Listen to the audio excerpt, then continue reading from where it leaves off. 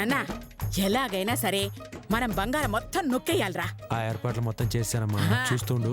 అడగకుండానే వదిలే తెచ్చిస్తారు మనకి. అయ్యో అయ్యో అయ్యో అయ్యో, అంత ఈజీగా పని అవుతుందంటే అంతకంటే కావాల్సింది ఏముంది నాన్న? అంతేగా.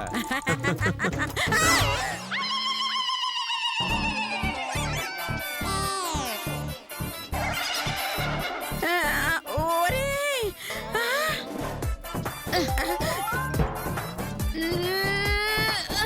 ఏయ్!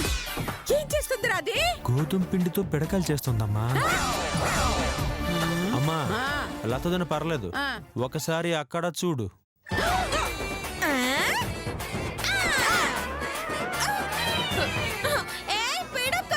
పడిపోతావేంటి? తిన్నగా ఉండు, లేదంటే పొయ్యిలో పెట్టి కాల్ చేస్తా నిన్ను. బూడిదైపోతావు.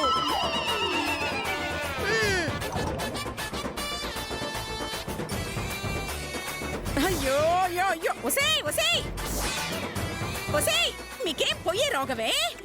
అన్నిటినీ అలా పిడకలు కొట్టేస్తున్నారు.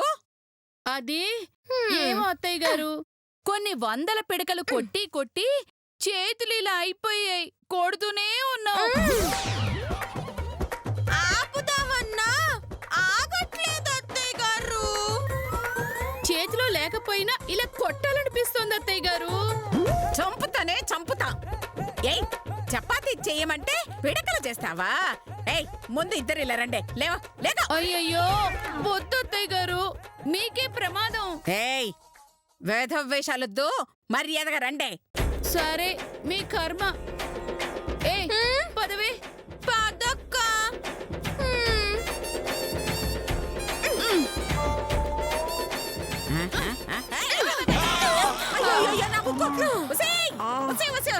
అలా కొట్టావేంటి? నేను ముందే చెప్పానా ప్రమాదం అని. చేతులు ఆగట్లేదు అత్తయ్య గారు. మేం మాత్రం ఏం చేస్తాం చెప్పండి. అమ్మా ముక్కు పగిలిపోయింది. అమ్మా మన పరిస్థితి ఇలా ఉంటే రాత్రి ఇంకా అన్నయ్యల పరిస్థితి ఏంటమ్మా? రేయ్, దీనికి అంతటికి ఒకటే మార్గం రా. ఏంటమ్మా అది? ఉండు చెప్తానా. వీళ్ళిద్దరిని ఎదురెదురుగా నుంచో పెట్టేస్తాను.